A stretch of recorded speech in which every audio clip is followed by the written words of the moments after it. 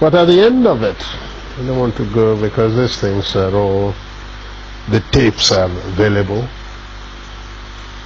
the records are there. In fact, only about 2 weeks ago I saw a set of the records again. The transcripts are available.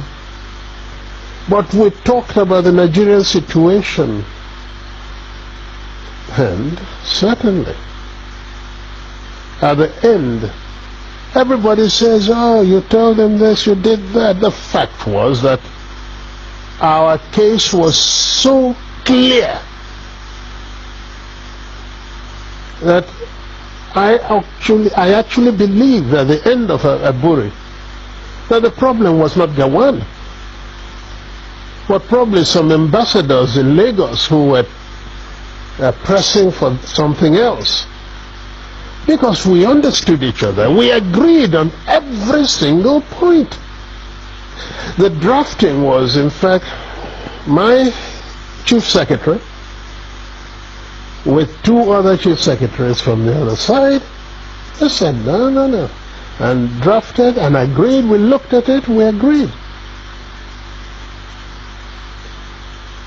General Ankara read over the whole report again to us at the end, asked us if we wanted to amend anything. No.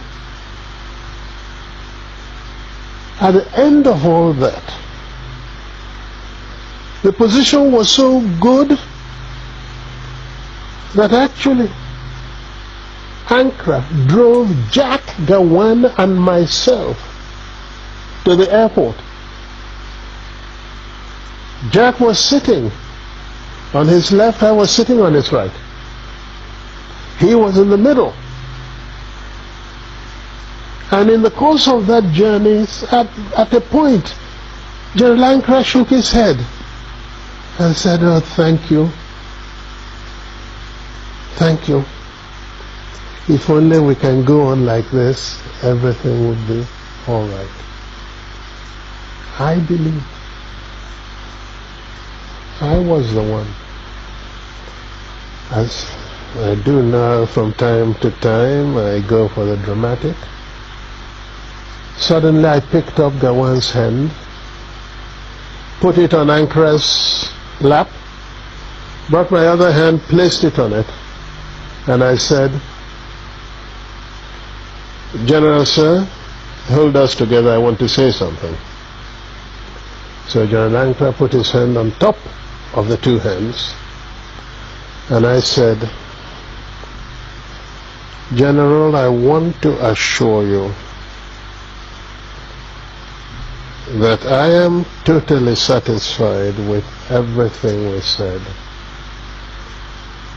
I will even go further and say to you something I did not say at the conference, and that is that once we have implemented everything we have said, I would ask you for one favor and one favor only, and that would be to be the one to propose Jack Gawan as a head of state of Nigeria. It was a 2-day conference of peers and old mates, but its aftermath produced even further controversy.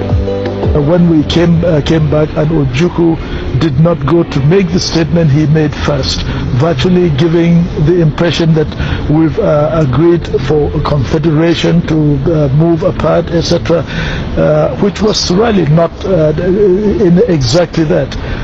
If I had had the opportunity to make my broadcast first, because that was the agreement, not for him to make the broadcast first, then if I had committed myself to what he said, then there wouldn't have been any problem.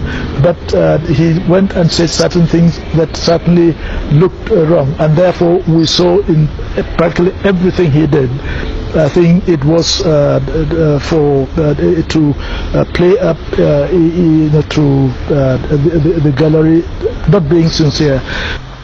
At Aburi, yes, we agreed on area commands for the armed forces, At Aburi, we agreed that the police force would be decentralized. We agreed on those.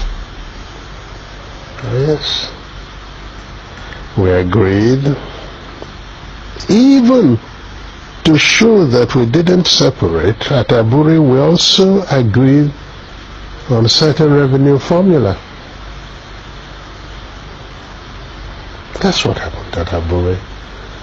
Aburi again, because I always end up, it sounds odd today, but I always end up by saying I must have been naive, because I believed actually that would be the end. I'll confess to you, when I got back to Enugu, oh yes, I had a party, believing that probably the danger was over. That's what we thought. Until they then began to deny everything. It was the denial of Nigeria that made me publish